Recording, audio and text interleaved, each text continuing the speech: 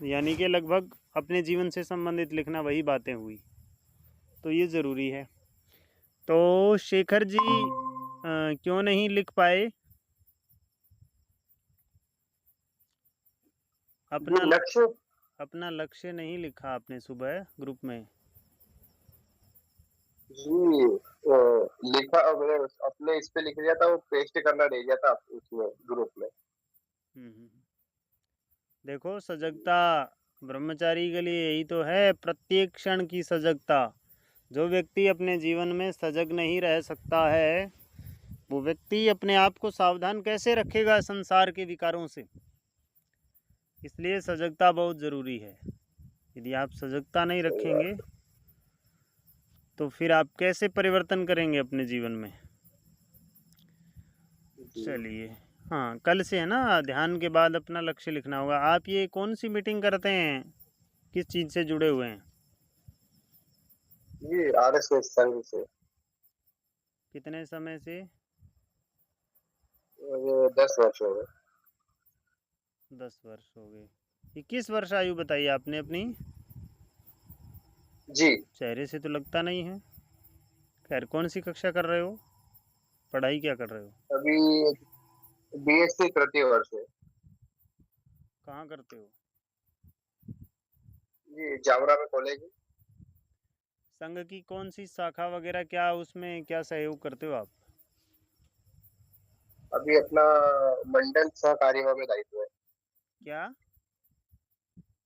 जी, अपने जैसे संघ में जिला प्रांत वगैरह रहता है ना, हाँ हाँ। जैसे गाँव में 8 गाँव को मिला के एक मंडल बनता है, हाँ हाँ। तो उस मंडल में दायित्व है अपना भी। मंडल विधायक हो क्या आप?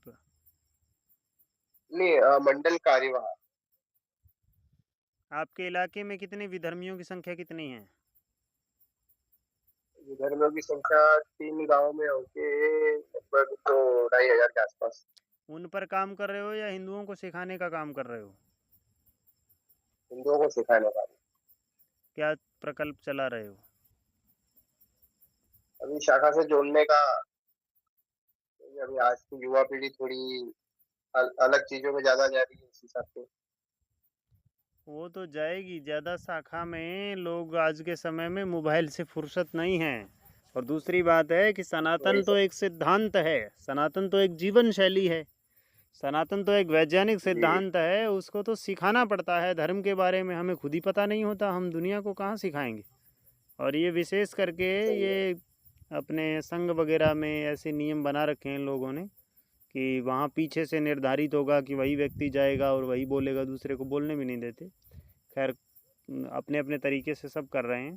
तो ऐसा है कि पहले ये सीखो कि अब जैसे मैं आपको पूछूं कि धर्म किसको कहते हैं?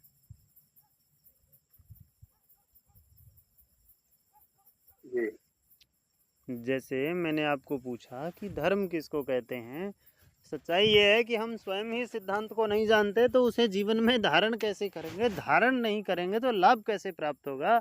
और लाभ नहीं प्राप्त होगा तो कैसा सिद्धांत? आचार्य चाणक्य ने एक बात कही थी कि वह धर्म निरर्थक है कि जिसका जिसका का पालन करने से जीवन में कोई लाभ ही न हो, जिसके बारे में हमें वास्तव में ठीक से कोई जानकारी ही ना हो, वो निरर्थक है।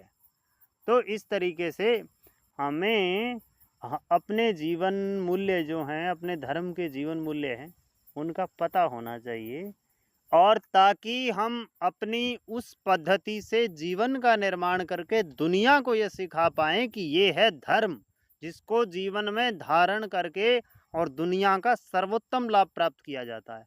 हमारे यहाँ पर 2 वाक्य कहते हैं, एक अभ्युदय और दूसरा कहते हैं निश्रेयस। तो पता है इसके बारे में कुछ? नहीं। देखो, 2 चीज़ें हैं, एक तो इस संसार का सुख और एक होता है मोक्ष का सुख।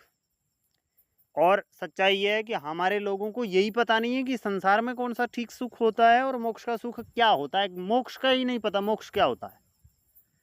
तो जब अपने ही धर्म और अपनी ही संस्कृति के जीवन मूल्य, उनके सिद्धांतों को हम जानते नहीं, तो हम दुनिया में किसको बचा रहे हैं और किसको सिखा रहे हैं और किसको समझा रहे हैं और क्या समझाएंगे? इसका परिणाम ये है, इसका परिणाम अभी वर्तमान की परिस्थितियां हैं हमारे सामने कि सनातन के जितने लोग हैं वो सारे पाखंडी होते जा रहे हैं, वो सारे विधर्मी होते जा रहे हैं, वो सारे सेकुलर होते जा रहे हैं और उनको जहाँ स्वार्थ पूरा लगता है वहाँ अपने स्वार्थ की पूर्ति के लिए जाते हैं और सनातन पर उंगली उठाते हुए एक क्षण मात्र भी देर नहीं लगाते हैं। न जाने कितने प्रश्न खड़े कर देते हैं और विधर्मियों के पास में चले जाते हैं। तो ये स्थिति क्यों बनी है? ये स्थिति इसलिए बनी है क्योंकि सनातन के जीवन मूल्य सिद्धांतों को समझाने में हम असमर्थ रहे हैं। इसलिए हमारा ये प्रयोजन है, जैसे मैंने अभी ये प्रकल्प प्रारंभ कर रखा है, तो आप लोगों का जीवन में प्रैक्टिकली परिवर्तन हो, ठीक है ना, इसके लिए ये है। तो इसमें क्या है, सिद्धांत सिखाया जाएगा, जीवन को जीवन जीने की शैली से सिखाया जाएगा। हम दुनिया को अच्छा बनाने की बात करते हैं, अपने सनातन को बचाने की बात करते हैं, इस मातृभूमि के लिए प्राण देने की बात करते हैं। अरे तुम्हारे अपने घर के लोग जो है ना वो तुम्हारे प्राण लेने को तैयार है। किस मातृभूमि को बचाना चाह रहे हो, किस सनातन को, किस धर्म को, किस लोगों को बचाना चाह रहे हो, वो तो आपके प्राण लेने को तैयार है। वो अपने स्वार्थ के लिए आपका के साथ कुछ भी कर सकते हैं और कर रहे हैं आज के समय में। तो यदि ये लोग विधर्मी हो जाएं तो हो जाएं, कौन सी बड़ी बात है। तो यदा यदा ही धर्मस्य ग्लानिर्भवति भारत है अभ्युत्थानम अधर्मस्य तदात्मानं सृजाम्यहम्। वो कह रहे हैं कि जब जब धर्म की हानि होती है तब तब मैं आता हूँ और परित्राणाय साधूनां विनाशाय च दुष्कृतां संभवामि युगे युगे। कह रहे हैं मैं साधुओं की रक्षा के लिए आता हूँ। अरे भले आदमियों, ये तो देखो, तुम इतना इस श्लोक को बोलते हो और सारे कथावाचक बोलते हैं, इतना इसके ऊपर जोर लगाते हैं, इतनी इसकी व्याख्या करते हैं, देख तो लो कि वो क्या कह रहा है। वो कह रहा है साधुओं की रक्षा करने के लिए आता हूँ। तुम्हारी रक्षा करने के लिए थोड़ी आएगा। जो तुम सिद्धांत को नहीं जानते, बताते नहीं, जीवन में धारण करते नहीं, लाभ उसका जीवन में है नहीं, वो श्री कृष्ण का योग है कर्मसु कौशलम, कर्म की कुशलता का नाम योग है। कहाँ कर्म में कुशलता रही, सारे के सारे तो उल्टे कामों में फंस रहे हैं जाकर के। तो कर्म की कुशलता तो एकाग्रता से संभव है। एकाग्रता जो है वो परमात्मा के ध्यान से संभव है। परमात्मा जो है वो क्या है, ये एक सिद्धांत है। और जब तक उसमें सिद्धांत को समझाया नहीं जाएगा, बताया नहीं जाएगा, तब तक लोगों की अपनी मनमानी है। और मनमानी के अंदर लोग कहीं भी जा रहे हैं, कुछ भी मान रहे हैं, कुछ भी सीख रहे हैं। आज मैंने एक सुधांशु त्रिवेदी जी का एक वीडियो शेयर किया और वो वीडियो के अंदर किसके बारे में बोल रहे हैं उसको ध्यान से देखना। उसके अंदर वो अंतिम में बोल रहे हैं कि हमारे यहाँ पर दो चीज़ें विशेष है और वो क्या है जो अन्य मतपंथ संप्रदायों में नहीं मिलती। वो है एक वैदिक गणित और एक है जीवन जीने का आयुर्वेदिक विज्ञान, यानी कि जिससे हम जीवन में अपनी आयु को बढ़ा सकते हैं और अपने रोगों को नष्ट कर सकते हैं। तो ये चीज़ें हमारे कॉन्सेप्ट में, हमारे धर्म के अंदर ही है, दुनिया में और कहीं नहीं है। इसके बाद में उन्होंने एक बात कही कि दुनिया के अंदर कोई मतपंथ संप्रदाय है वो ये मानता है कि जो कहा जाए उसे सुन लो। ये केवल सुनने की चीज़ है, ये केवल विश्वास करने की चीज़ है, इस पर आप प्रश्न नहीं उठा सकते। वो ये कह रहे हैं कि इस पर आप प्रश्न नहीं उठा सकते हैं। ये भारत के अंदर भी यही हो रहा है।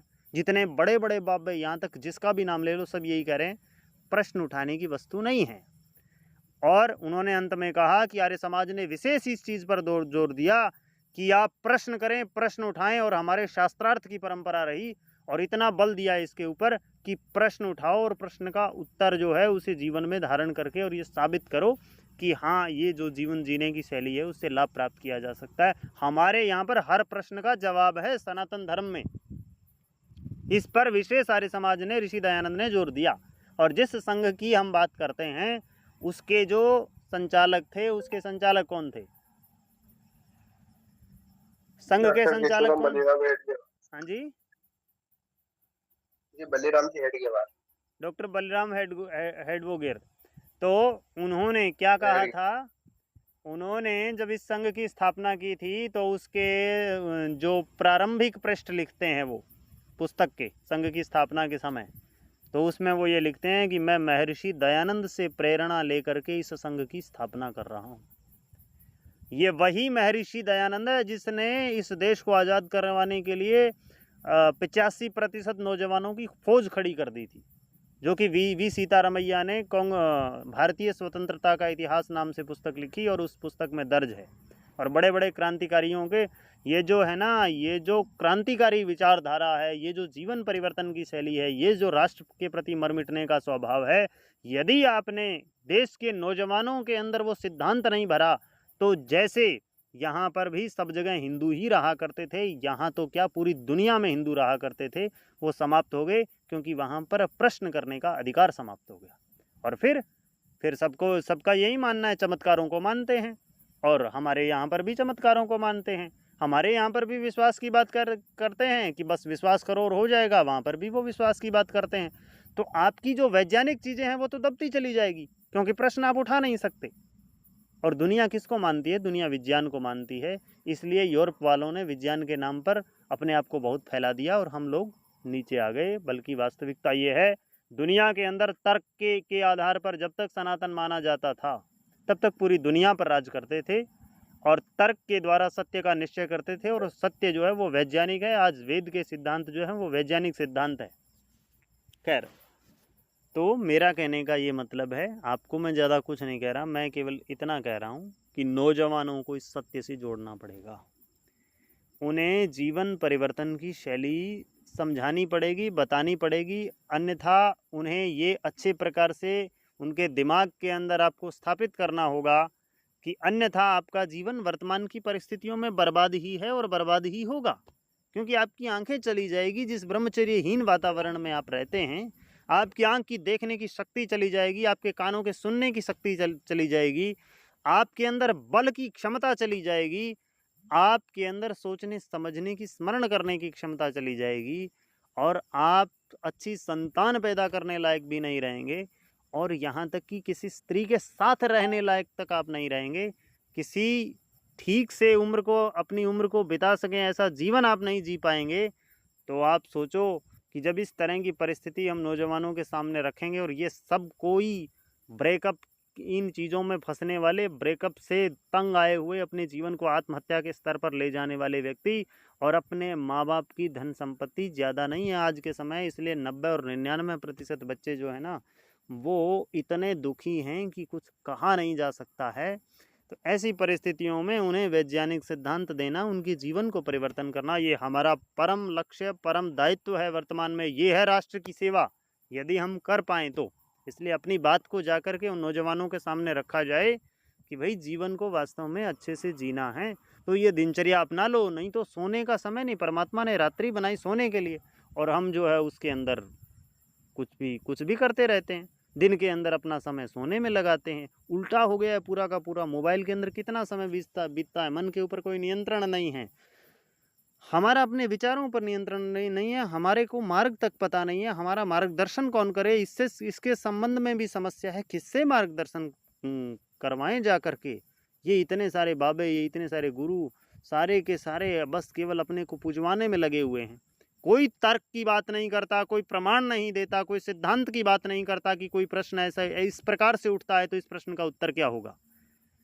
तो ऐसे समय में ये अत्यंत जरूरी है कि हम केवल तर्क, यानी कि कोई भी किसी भी तरीके का प्रश्न हो, उस प्रश्न को करें और सनातन के वैज्ञानिक सिद्धांतों को जानें, और जान करके अपने जीवन में धारण करें, ताकि विधर्मियों को मुंह तोड़ जवाब दे सकें कि शस्त्र और शास्त्र दोनों के अंदर ही हम समर्थ हैं। उभाभ्याम समर्थोऽस्मि शापादपि शरादपि। क्योंकि जब तक व्यक्ति दुनिया में सुख, शांति, सौभाग्य और जीवन को ऊंचे स्तर पर ले जाने के लिए जितने जीवन मूल्य होते हैं, उनकी स्थापना जब तक नहीं कर सकता, जब तक वो दोनों चीज़ों में समर्थ नहीं हो, शस्त्र और शास्त्र। इसलिए दुनिया में कोई तर्क के आधार पर, बुद्धि के आधार पर, लॉजिक के आधार पर बात करे तो उसे धर्म समझा पाओ तर्क के आधार पर। और यदि कोई तर्क के आधार पर नहीं समझे तो उसे शास्त्र के द्वारा अपनी भाषा से समझा पाओ। इसके लिए आपको बल होना चाहिए और आपके पास संगठन होना चाहिए। अकेले दो कले तो न जाने कितने नौजवान हुए हमारे यहाँ, लेकिन उनको कब और किस तरीके से समाप्त कर दिया गया, न जाने कितने बलवान थे वो, तो कब और किस तरीके से समाप्त कर दिया गया। तो इसके लिए संगठन बनाना पड़ेगा, और संगठन का आधार केवल एकमात्र है कि जब तक आप शस्त्र और शास्त्र दोनों के माध्यम से अपने देश के युवकों को ये न समझा दो कि वास्तव में तुम्हारा सनातन धर्म ही वैज्ञानिक है, तुम्हारा सनातन धर्म ही दुनिया में सर्वोपरि और सत्य सिद्धांत के होने की क्षमता रखता है, बाकी धर्म नहीं है केवल, और धर्म के नाम पर केवल और केवल पाखंड है। खैर, तो मैं समझता हूँ ये जो मैंने जो कुछ कहा वो आपके समझ में आ गया होगा। जी। तो इससे संबंधित अपने इस प्रकार से नौजवानों को प्रेरित करना चाहिए या नहीं करना चाहिए, इस चीज़ से जोड़ना चाहिए कि नहीं जोड़ना चाहिए? बिल्कुल जोड़ना चाहिए इसी से।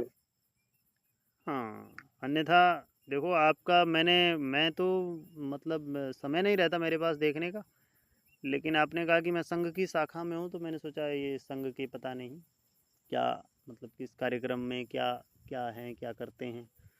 तो आपके डीपी को देखा तो उसमें एक भजन चल रहा था, इस मातृभूमि के लिए मैं अपने प्राण तक न्यौछावर कर दूंगा। करना चाहिए, कितने नौजवानों ने किया, लेकिन राम प्रसाद बिस्मिल जैसे नौजवानों ने, जिन्होंने अपने प्राण न्यौछावर किए, अपने आप को फांसी पर लटका दिया, ऐसे लोगों ने अंत में ये कहा कि हमसे एक भूल हो गई, इस देश के नौजवानों को जगाना चाहिए था, इस देश के नौजवानों को धर्म सिखाना चाहिए था, सत्य सिखाना चाहिए था। लेकिन अत्यंत दुर्भाग्य है कि देश के लिए मरने वाले तो मर जाते हैं, लेकिन ये भोग और संसार के अंदर फंसे हुए नौजवान, इनकी दृष्टि कुछ भी सत्य नहीं देख पाती है और अपने धर्म और सत्य के लिए, अपने देश के लिए जीवन जी ही नहीं पाती है। क्या हमने इन लोगों के लिए अपने प्राण दिए? और उसका परिणाम देखो, उसका परिणाम यही है कि देश के नौजवानों ने अपनी जवानी समाप्त कर दी इस देश के लिए। लेकिन आज के समय के नौजवानों को ये पूछो कि आपके किस क्रांतिकारी ने 28 साल की भूख हड़ताल से अपने जीवन को समाप्त करने की योजना तक बनाई थी इस देश के लिए, बताओ कौन था वो? तो कोई नहीं बता पाता। यहाँ तक कि राम लक्ष्मण के क्या लगता था, राम कितने भाई थे, कुछ कुछ को तो यही पता नहीं है, कुछ कुछ को तो महाभारत में पांडव कौन थे यही पता नहीं है। तो बताओ किस दुनिया को, किस देश को, किस धर्म को बचाने के लिए चले हैं?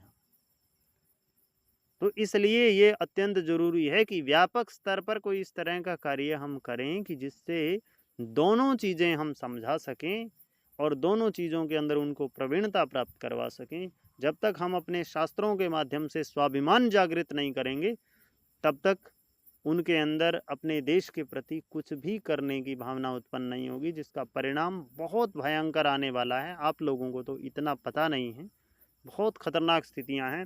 9 टुकड़े होने के लिए तो आज तैयार है इस देश में। 1 सेकंड में जाते ही ये सरकार गई और 9 टुकड़े तो पक्का है। कोई इसके पक्ष में और विरोध में हो, मैं वो बात नहीं करता, वो कौन अच्छा है कौन बुरा है अभी के लिए तो नहीं कर रहा हूँ, लेकिन 9 टुकड़े तो पक्का अभी निश्चित है, और उसके बाद में कितने होंगे उसका पता नहीं। तो किस देश को बचाने की बात करते हैं, इसलिए ज़रूरी है ये हमारी जो इतनी चर्चा हुई। इस चर्चा के संबंध में किसी को कोई प्रश्न अथवा किसी को कोई कुछ कहना है, कुछ पूछना है, तो आप लोग हाथ खड़ा कीजिए।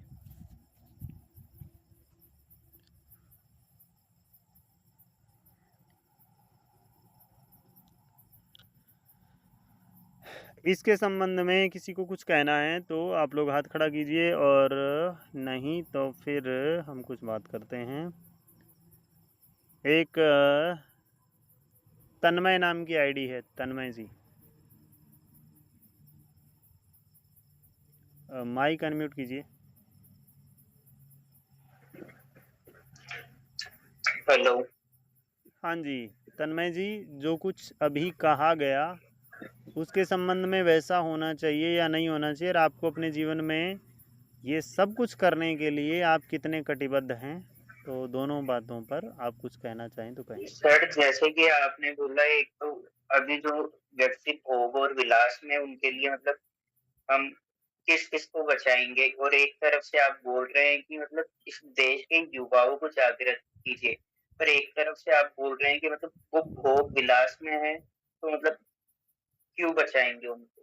तो वो थोड़ा समझा दीजिए। जी जी जी जी, ठीक है। देखो, भोग विलास में हैं वो तो मैंने कोई अपनी तरफ से नहीं कहा, उस सबको आपको पता है कि क्या स्थिति है, और इस देश के अंदर हम कुछ भी कर रहे हैं तो उसका परिणाम क्या, हम अपने देश के लिए कर रहे हैं, देश के लिए कर रहे हैं, अर्थात इन देश के अंदर जो लोग रह रहे हैं, हमारे जो सनातनी लोग हैं उनके लिए तो कर रहे हैं। तो वो जिस चीज़ में फंसे हुए हैं, यदि उस चीज़ से उन्हें नहीं बचाया गया, तो हमारा पुरुषार्थ करना, हमारा इस देश को बचाने के लिए अपना जीवन समर्पित करना, अपना समय लगाना, क्या फ़ायदा होगा उसका? कोई फ़ायदा नहीं होगा। इसको बचाना कैसे है, उनको, वो जो भोग की तरफ जा रहे हैं उनको बचाना कैसे है, तो उनको बचाने के लिए हमने ये कक्षाएं प्रारंभ की है। देखो, गुरुकुल के अंदर तो व्यवस्था होती है, पूरे दिन सत्संग की व्यवस्था होती है, पूरे दिन यानी कि दिनचर्या की व्यवस्था होती है, उसमें पढ़ना लिखना, यज्ञ करना, परमात्मा का ध्यान करना, प्राणायाम करना, व्यायाम करना और प्रवचन सुनना सुनाना, ये सारी बहुत अच्छी व्यवस्था होती है। तो वो तो एक पूरी की पूरी व्यवस्था है। लेकिन हमारे सामने वर्तमान में ये स्थिति है कि जो बाहर युवा रह रहे हैं उनको क्या करें, तो उनके लिए हमने ये प्लेटफॉर्म बनाया है कि उनके लिए हम सुबह उठ करके वो परमात्मा का ध्यान कर सकें और वो जीवन में सिद्धांत सीखें कि जीवन को जीना कैसे है, जीवन में त्रुटि कैसे होती है, जीवन में निरीक्षण कैसे करना है कि मुझसे क्या त्रुटि हो रही है और कौन सी त्रुटि की संभावना है। तो जिन समस्याओं को लेकर के हम जीवन में उन्नति के स्थान पर अवनति को प्राप्त होते हैं, तो उसके लिए हमने ये श्याम की आत्मनिरीक्षण की कक्षा रखी है और आने वाले समय में प्रत्येक प्रश्न का उत्तर और ये सामान्य स्टेज नहीं है, यहाँ पर हमारे पास बड़े बड़े विद्वान आते हैं, पहले मैं लेकर के आता रहा हूँ और आने वाले समय में जब संख्या बढ़ेगी तो करेंगे। तो वो अभी हमारा कॉलेजों इत्यादि में जाना होगा, वहाँ पर व्याख्यान इत्यादि दिया करेंगे, तो वहाँ से फिर संख्या बढ़ेगी, तो फिर अच्छे विद्वानों को यहाँ पर हम लेकर के आया करेंगे जो वैज्ञानिक सिद्धांतों को जानते हैं, सनातन के वैज्ञानिक सिद्धांतों को।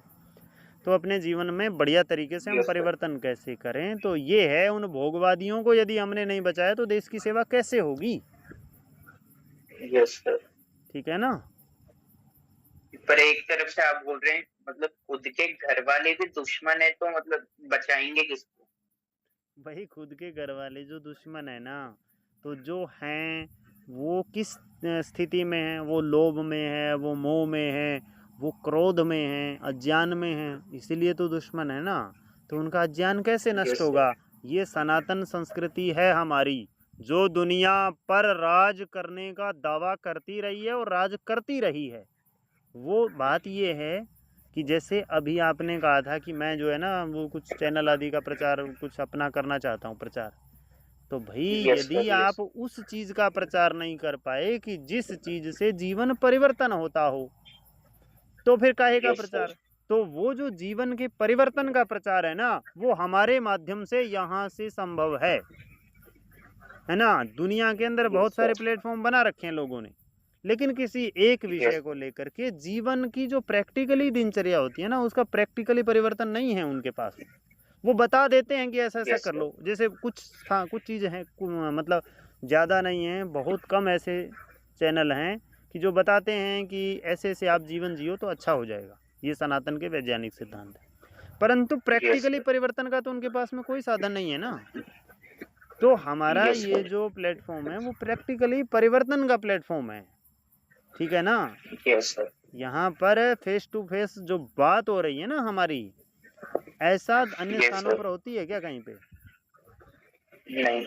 तो इस तरीके से ये हमारे है ना, ये एक कार्य नहीं है, बहुत सारे कार्य अभी धरातल पर करने वाले हैं, उसकी मीटिंगें होने वाली है, उसमें कार्यकर्ता लोग हैं हमारे पास में, वो जुड़ेंगे, सारे कार्य हम प्रारंभ करेंगे।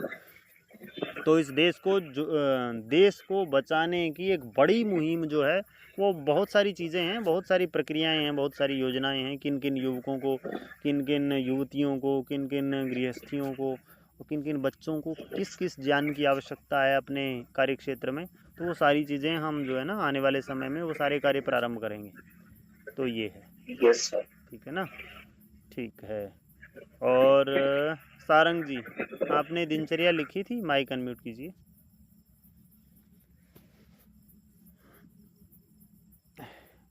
हाँ जी सारंग जी, दिनचर्या लिखी थी आपने? अपने जीवन का लक्ष्य लिखा था आज का? सारंग जी, मेरी आवाज़ आ रही है आप तक? सारंग जी जल्दी बोलिए, बोलिए कुछ तो, इतना ही तो पूछ रहे हैं ना अभी। हाँ बोलो।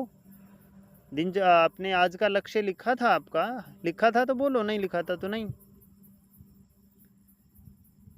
देखो बोलो, इसमें बोलना चाहिए, डरना नहीं चाहिए। चलो कोई बात नहीं। श्यामू जी आपने लिखा था? हाँ सर जी लिखा था। हाँ ठीक है। तो भीष्म जी आपने भी लिखा था, सुशील जी आपने भी लिखा था। तो भाई ऐसा है, सभी अपना लक्ष्य लिखें, अपनी दिनचर्या लिखें, और लिखेंगे तभी जा कर के हम शाम तक आत्मनिरीक्षण कर पाएंगे कि हमने क्या किया और क्या नहीं किया। ठीक है ना? और ऐसे परिवर्तन करते करते हमारे पास में ये पुराने वाले उनको पता है कि बहुत सारे लोगों को ऐसी बहुत बेहुदा उल्टी उल्टी आदतें थी जिनका कोई मतलब नहीं होता जीवन में। तो ऐसी ऐसी आदतों को छोड़ा उन्होंने। कोई गेम खेलता रहता था, कोई आलस्य प्रमाद की आदत थी किसी को, कोई ऐसी गप्पे हाँकता रहता था, कोई मोबाइल के अंदर घंटों घंटों समय बिता दिया करता था। तो वो जो है ना, वो उनको पता चला, और उसका लाभ जो उनको हुआ ना, तो वो फिर कमाल का था। तो उसमें पहले काफ़ी लड़के जुड़े हुए थे, फिर बाद में हमने वो धीरे धीरे बंद कर दिया, तो वो बंद ही हो गया सब। फिर अभी अभी प्रारंभ किया है, तो धीरे धीरे अब ये आगे बढ़ेगा। खैर सभी ने अपनी दिनचर्या लिखी। और सुशील जी आपको कुछ कहना है? ये जो कुछ भी बातचीत हुई इस संबंध में, दिनचर्या से संबंध में कुछ भी कहना हो, परिवर्तन वगैरह क्या आता है, कैसे होता है? सुशील जी, सुशील जी, हाँ माइक अनम्यूट कीजिए। सुशील जी माइक अनम्यूट कीजिए। सारंग जी ने तो कहा कि आवाज़ नहीं आ रही, ये थोड़ी सी समस्या है। भीष्म जी आप माइक अनम्यूट कीजिए।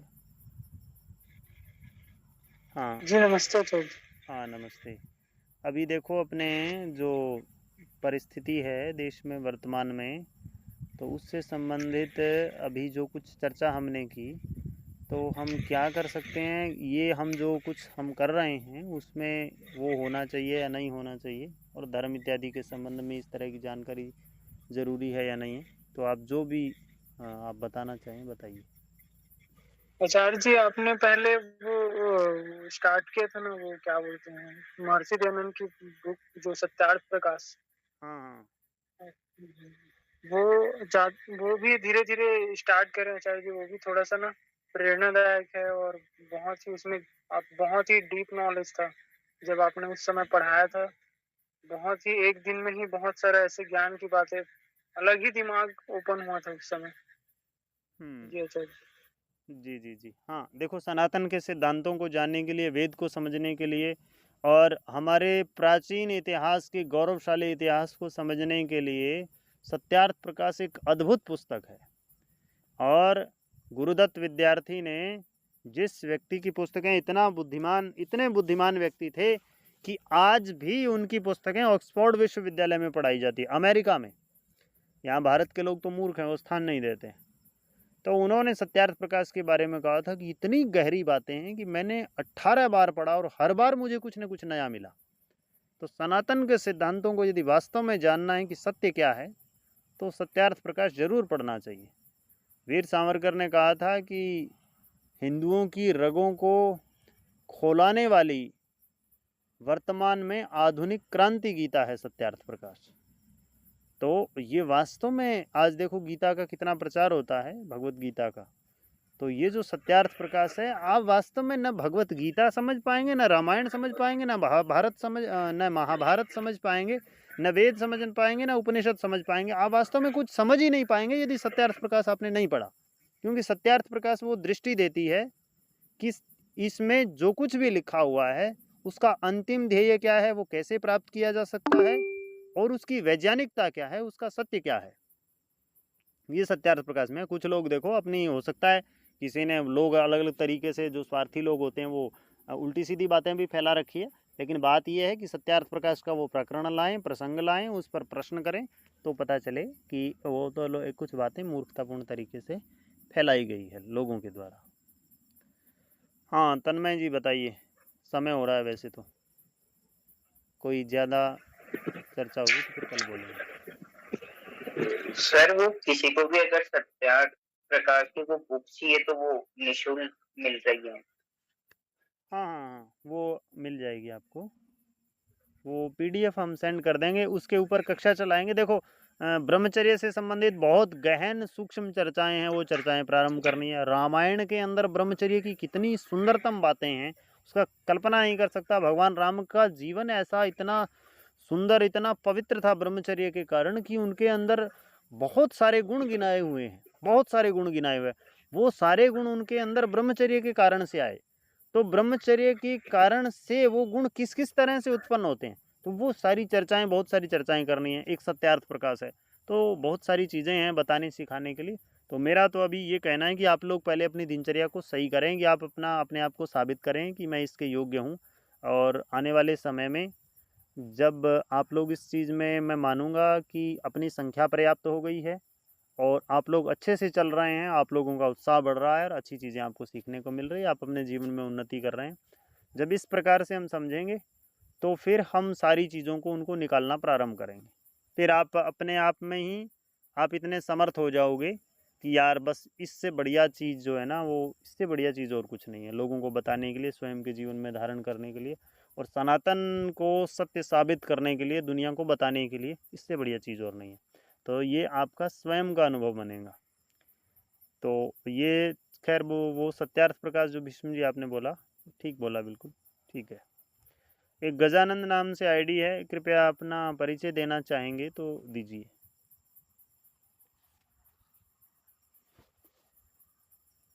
माइक अनम्यूट करके। गजानंद नाम से एक आईडी है, आप नए जुड़े हैं।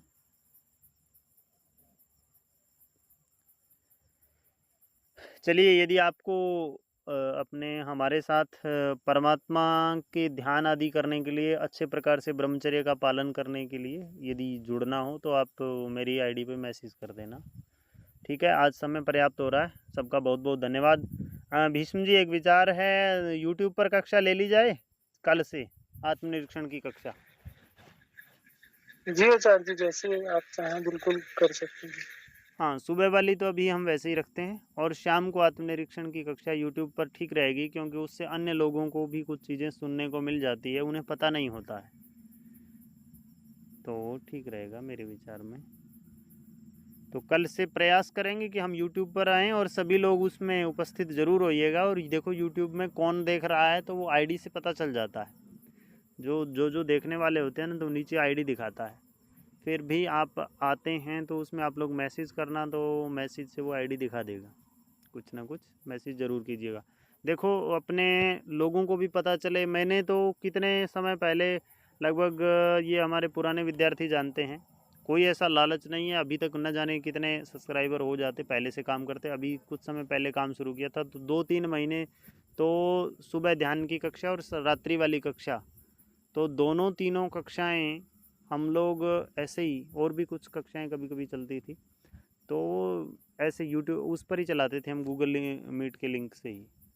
तो ऐसा कोई स्वार्थ नहीं था, लेकिन अभी और लोगों को भी पता चले हमारा कार्य जो है ना वो, क्योंकि ब्रह्मचर्य से संबंधित एक, ब्रह्मचर्य एक जीवन शैली है, और उसमें यदि थोड़ी सी भी त्रुटि आती है ना कहीं, तो फिर आदमी को समस्या हो जाती है। तो उसमें बहुत सारी गंभीर चर्चाएं हैं, वो चर्चाएं जो है ना वो यूट्यूब पर भी डाली जाए तो बहुत सारे लोग उससे भी जुड़ सकते हैं और उससे लाभ उनको मिल सकता है। तो इस दृष्टि से यूट्यूब पर हो तो अच्छा है।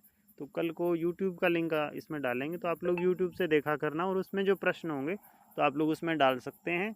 और कोई वैसे प्रश्न हो तो आप इसमें डाल सकते हैं, अपने जो ग्रुप है इसमें डाल सकते हैं। और यदि आपको व्यक्तिगत चर्चा करनी हो तो फिर वो मैसेज कर सकते हैं। तो उसके लिए हम कुछ कक्षाएं आयोजित कर लिया करेंगे, उसमें प्रश्नोत्तर से संबंधित, तो उस तरह का हो जाएगा। किसी को कुछ कहना हो तो हाथ खड़ा करें, और नहीं तो फिर समाप्त करते हैं।